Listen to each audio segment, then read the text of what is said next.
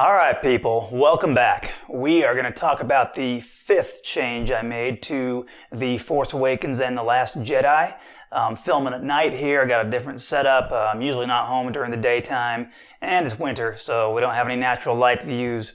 So here I am filming at night. Anyways, fifth change. This is, I think, an important change. You remember the scene in The Force Awakens where BB-8 rolls up to R2, gives him a little nudge, R2 doesn't respond. Then C-3PO comes up to BB-8, tells him that R2 hasn't, or that R2 has been stuck in low power mode ever since Luke went away, and that he may never be his old self again.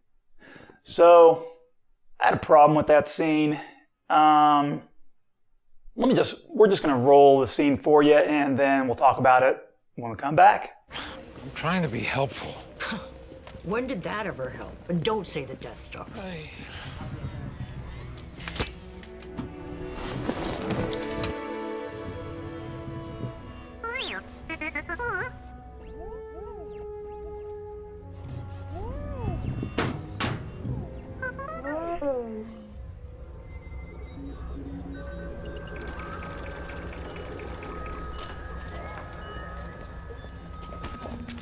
Sorry.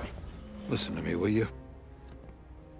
If you remember, this isn't the first time that we see R2-D2 in the movie. The first time that we see R2-D2 in the movie is in Rey's vision, where she sees Luke watching his Jedi temple burn down, and Luke, reaches out with his hand and touches R2. And then the third time we see R2 is after Starkiller Base is destroyed, and R2 just suddenly wakes up, turns on, and just happens to have the rest of Luke's map. So, upon seeing this, it made me think, Luke must have put his hand on R2, used his force powers, did something to R2 to shut him down for a few years, and then when the time is right, after Starkiller Base is destroyed and everything's safe again, then R2 powers back on and says, hey, here's where Luke is. So this is something that I thought would have been explained in The Last Jedi, but it was ignored, just like a lot of other things in The Force Awakens, and the rest of Star Wars was ignored in The Last Jedi, and just left us to, scratch our heads and wonder what's going on. Anyway, then we find out that Luke, he ran away to hide and hoped to die on that island, and he was wondering how Rey even found him.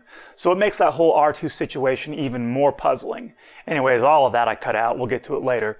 But R2's situation's never explained, so I just cut it out.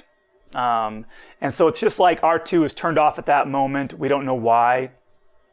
Maybe he's just charging or saving energy at the moment.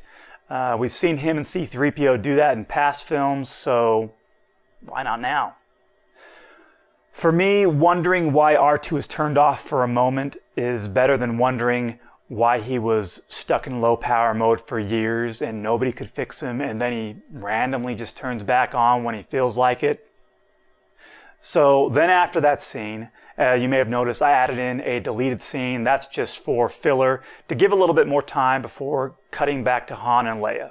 Okay, we're back to my nighttime setting. I filmed that footage back in December and just hadn't made a video yet, and I wanted to add some things on. Anyways, I wanted to also add about that deleted scene from The Force Awakens. That was originally a message coming in that one of the Resistance troops received, letting Leia know that